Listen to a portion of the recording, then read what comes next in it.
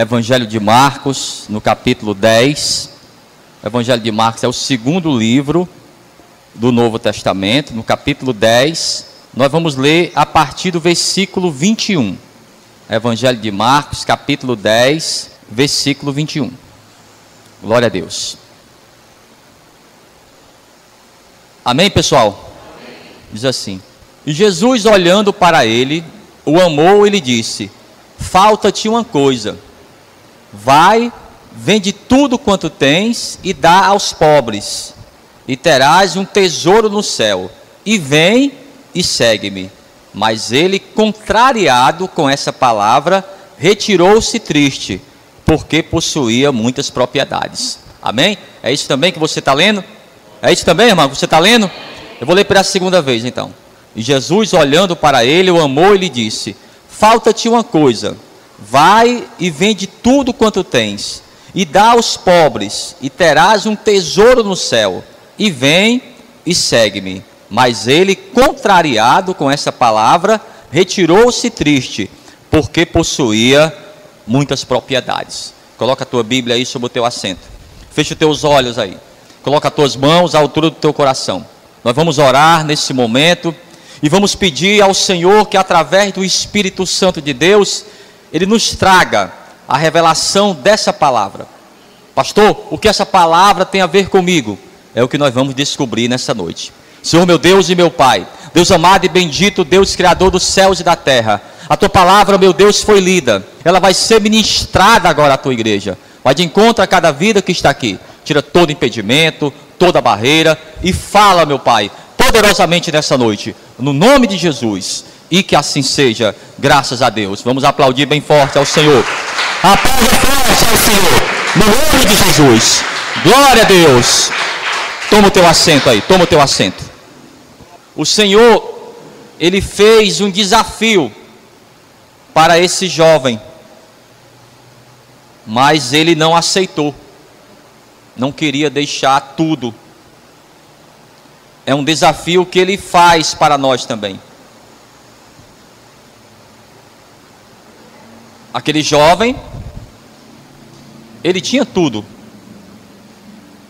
Talvez o que você busca nessa noite na casa do Senhor, ele tinha. Ele tinha propriedades, tinha dinheiro no banco depositado, tinha carros, mas aquilo não trazia paz ao coração dele. Ele sabia que ainda faltava algo. E ele foi até o Senhor e queria saber o que ainda precisava para ele ter a vida eterna. Então o Senhor falou para ele: falta-te uma coisa. Vai, vende tudo quanto tens e dá aos pobres, e terás um tesouro no céu. Ele não queria abandonar as suas riquezas, mas havia para ele, como para qualquer pessoa que faz isso, que aceita o desafio do Senhor, há um tesouro no céu. Qual é o tesouro, pastor? A vida eterna. Está para sempre com o Senhor.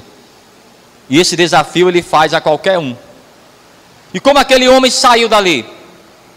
A Bíblia diz que ele saiu triste. Ninguém deve sair da casa do Senhor triste. Talvez foi assim que você chegou, mas não vai sair triste. Diga amém. Você vai sair daqui alegre. A alegria do Senhor é a nossa força, mas você vai ter que aceitar o desafio.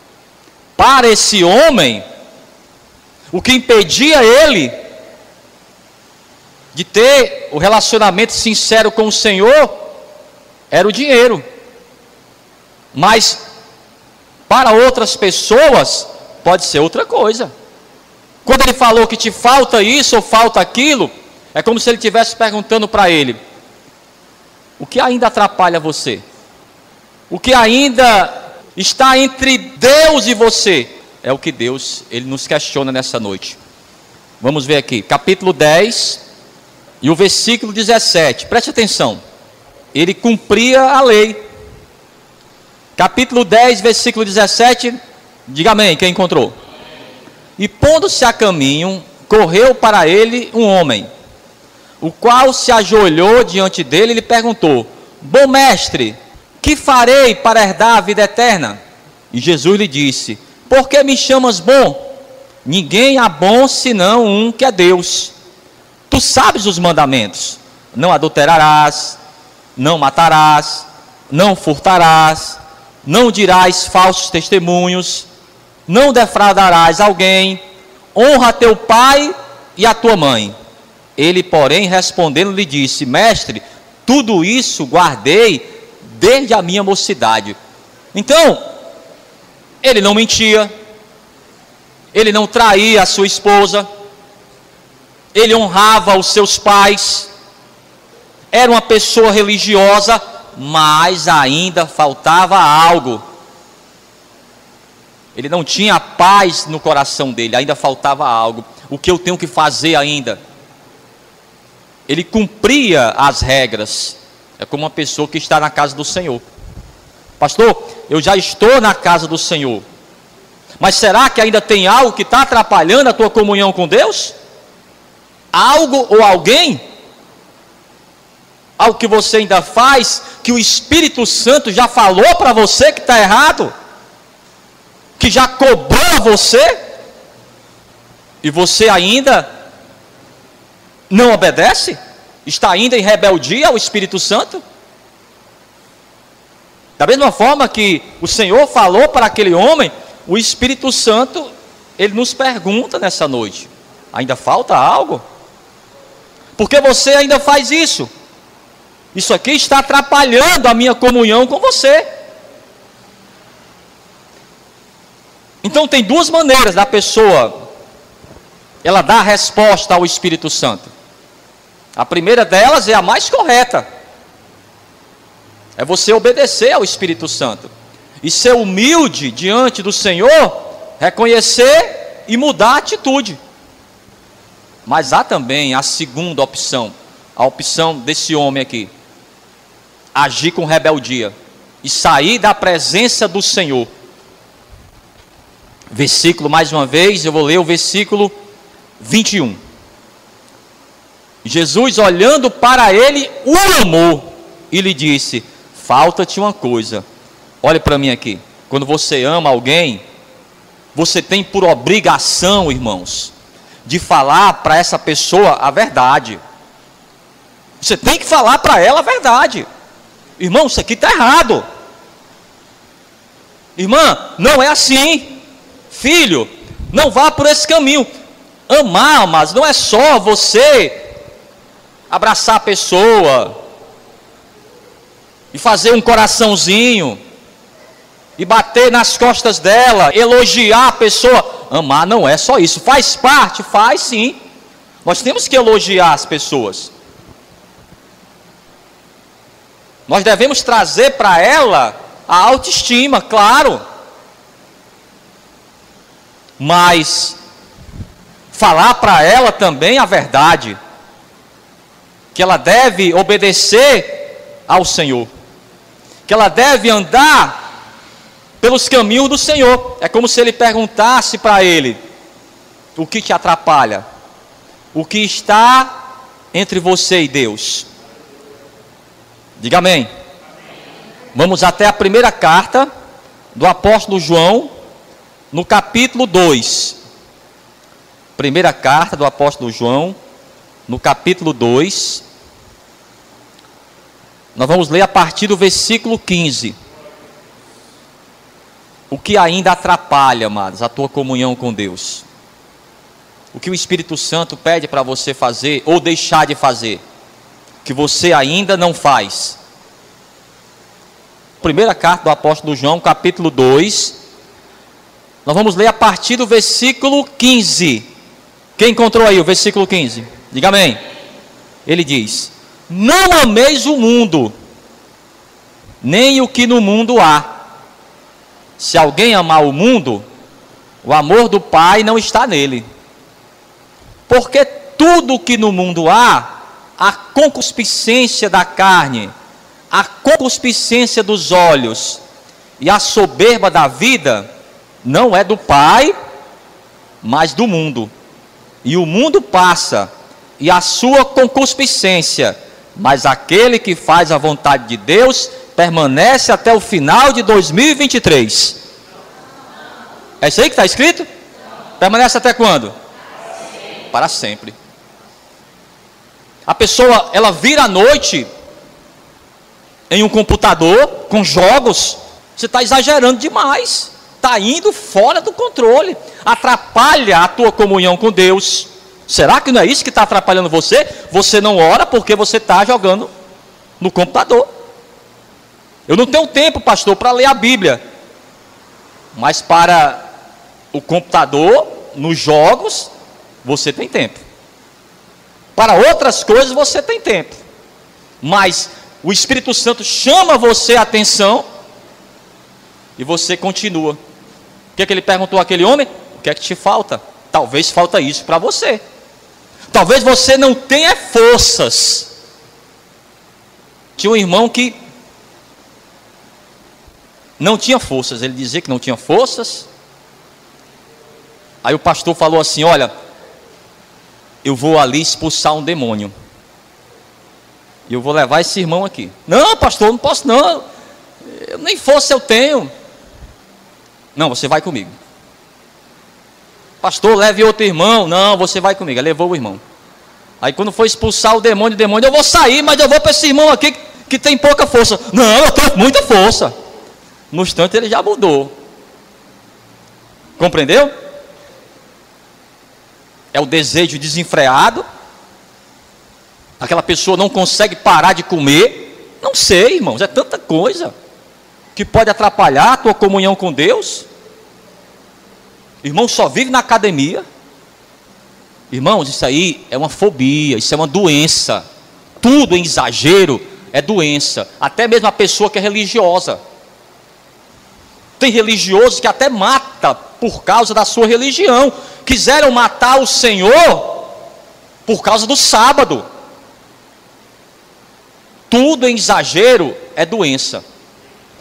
Então ele diz: olha, cuidado. Aquele homem estava ainda meio termo, não tinha convicção do que ele queria. Você quer realmente a vida eterna? Quero, pois então deixe as riquezas. Aquele homem não ficaria mais pobre, porque o Senhor prometeu um tesouro nos céus. E segue-me, você vai ser feliz. Mas ele voltou triste, porque não aceitou o desafio do Senhor.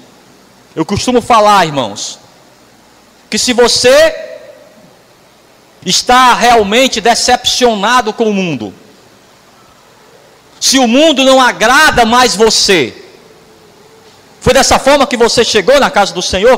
Pastor, o mundo me decepcionou, eu não quero mais nada com o mundo. Amados, quando você ouve a palavra, mesmo que seja uma palavra dura, como a pregação do profeta Jonas, por exemplo, aquela palavra, mesmo que fale ao teu coração e te cobre algo, você vai obedecer, porque você está decepcionado com o mundo. Mas se alguma coisa no mundo ainda prende você, você ainda está em cima do muro. Pastor, ainda tem algo no mundo que ainda me chama a atenção, vai ser mais difícil. Se você ainda está em cima do muro, a tendência, irmãos, não é o lado do bem.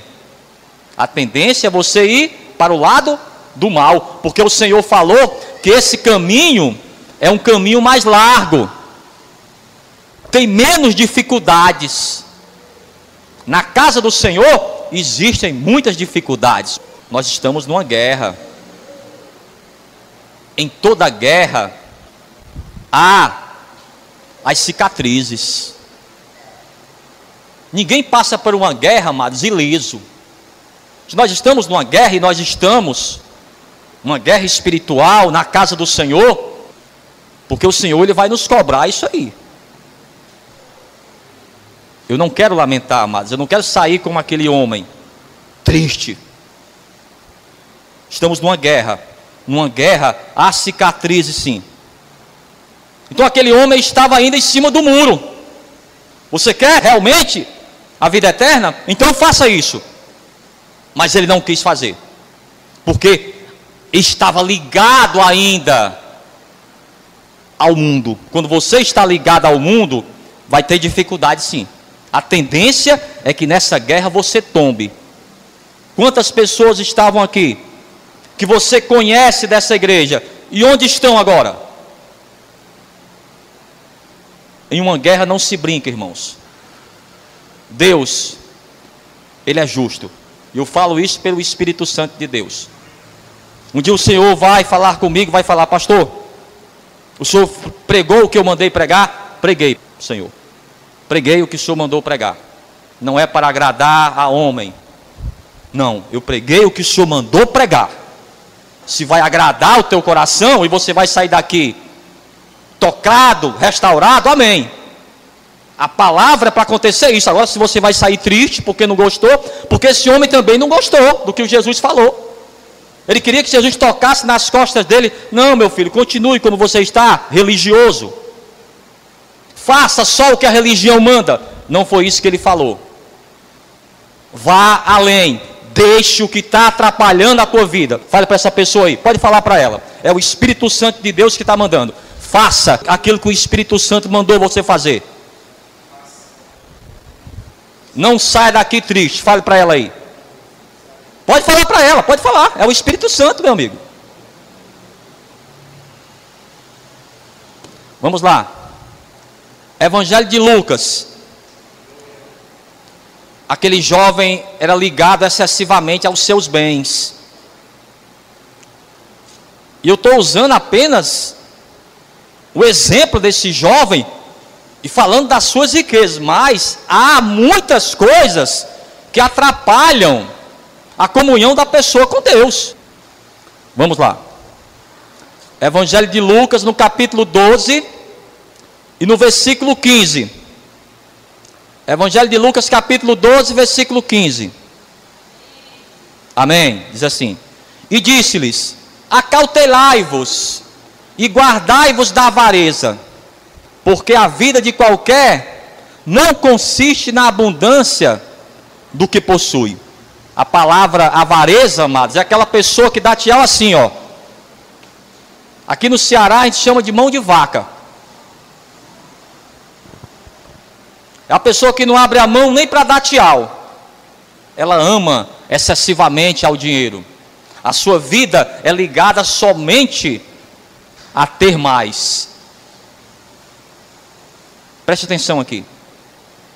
Você acha que um político, o salário de um político, é um bom salário, é um salário mais ou menos ou é um mau salário?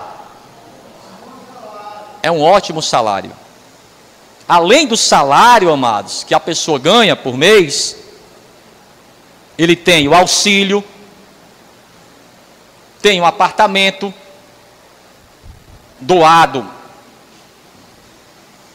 pelo governo, enquanto ele é um parlamentar, ele tem um carro com motorista, então ele ganha bem, sim ou não? E por que ele ainda rouba? Por quê? Ele já está bem, ele já tem uma vida maravilhosa, mas ele ainda se corrompe. Porque ele quer mais, ele quer o poder. Ele colocou os pés pelas mãos. Não desmarque aqui o Evangelho de Lucas, tá bom? Mas vamos até, amados, a primeira carta do apóstolo Paulo a Timóteo. Da mesma forma que o Senhor, Ele falou para os seus discípulos terem cuidado com a avareza, com amor excessivo ao dinheiro, o apóstolo Paulo também chamou a atenção de um dos seus maiores discípulos, que ele chamava até mesmo de filho, ao Timóteo. Timóteo, tenha cuidado com a avareza. Muitos, Timóteo, perderam até a fé, saíram da comunhão com o Senhor. E outra coisa, Timóteo, quando a gente morre, a gente não leva não, nada. Vamos ver aqui. Primeira carta do apóstolo Paulo a Timóteo, no capítulo 6 e no versículo 7. Primeira carta do apóstolo Paulo a Timóteo, capítulo 6, versículo 7. Quem encontrou, diga amém. Amém. Diz assim: porque nada trouxemos para esse mundo, e manifesto é que nada podemos levar dele. Tendo, porém, sustento, e com que nos cobrirmos, estejamos com isso contentes. Mas os que querem ser ricos, caem em tentação, e em laço, e em muitas o quê? E muitas concupiscências, loucas e nocivas, que submergem os homens na perdição e ruína. Porque o amor do dinheiro é a raiz de toda espécie de males. E nessa cobiça, olha a palavra cobiça de novo, alguns se desviaram da fé e se traspassaram a si mesmos com muitas dores. Diga misericórdia. Pastor, então quer dizer que o problema é o dinheiro? Não. O problema é como você administra o dinheiro. O problema é você colocar o dinheiro à frente de Deus. Davi, eu pergunto para você, ele era pobre ou era rico? Rico, riquíssimo, era o rei de Israel. E ele tinha o desejo, irmãos, de construir o templo. Era o seu desejo, sim. Mas o Senhor falou: não, você não vai construir o templo. O seu filho vai, o Salomão. Então Davi, ele reuniu seus generais, os maiorais do seu exército, e falou para eles: olha, vocês me conhecem, vocês sabem que o maior desejo do meu coração era construir o templo do Senhor, mas o Senhor não me deu esse privilégio, deu ao meu filho. E ele falou assim: eu não vou construir, mas o dinheiro que é necessário eu vou dar. Eu não posso construir, mas o dinheiro, todas as minhas riquezas, eu darei para o templo. E ele, amados, fez até a planta do templo. Então, ele usou o dinheiro de uma forma correta, sim ou não? Aquele dinheiro que ele usou trouxe bênçãos, não só para ele, mas para o seu país. Mas também, o Judas, ele vendeu o Senhor por dinheiro. Os irmãos de José venderam ele para mercadores midianitas. O Acã, ele olhou uma capa babilônica. Ele não soube se controlar, irmãos. Talvez ele nem queria isso. Acredito que ele estava junto com todos em suas conquistas. Mas quando ele entrou ali, o diabo fez com que ele colocasse os pés pelas mãos. E ele tomou aquelas peças de prata e aquela capa babilônica, mas não usufruiu, porque foi morto, apedrejado e queimado, porque não soube se controlar. É aquela pessoa compulsiva, não sabe se controlar, quando vê, já fez, não queria, talvez não queria fazer, mas tem coisas, amados, que não tem mais volta quando você faz. Talvez hoje, o que o Espírito Santo está falando para você, que ainda há volta sim, que você ainda tem como voltar, mas talvez hoje seja a tua última chamada, ainda tem como resolver, mas é a última chamada que o Espírito Santo diz.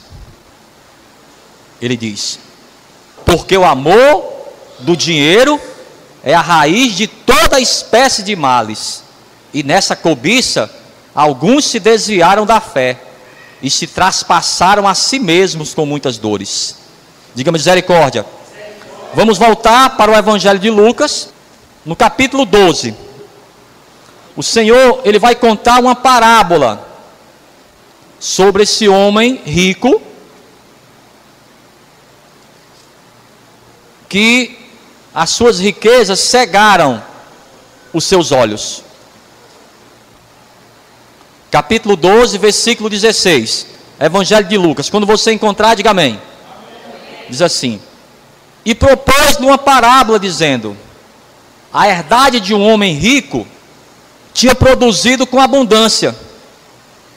E arrazoava ele entre si, dizendo: que farei? Não tenho onde recolher os meus frutos. E disse: farei isso, derribarei os meus celeiros, e edificarei outros maiores, e ali recolherei todas as minhas novidades e os meus bens. E direi à minha alma: alma, tens em depósito muitos bens para muitos anos, descansa, come, bebe e folga. Mas Deus lhe disse: louco, essa noite te pedirão a tua alma, e o que tens preparado, para quem será? Assim é aquele que para si ajunta tesouros e não é rico para com Deus. Diga misericórdia. O que é uma pessoa rica para com Deus? É aquela pessoa que obedece ao Senhor. É aquela pessoa que ela tem a salvação, que o tesouro dela está separado nos céus, onde não há traças para corroer. O problema não é o dinheiro. A pessoa pode ser rica sim. O Zaqueu era rico sim. E as suas riquezas ele conquistou de uma forma ilícita. Mas em algum momento da vida dele,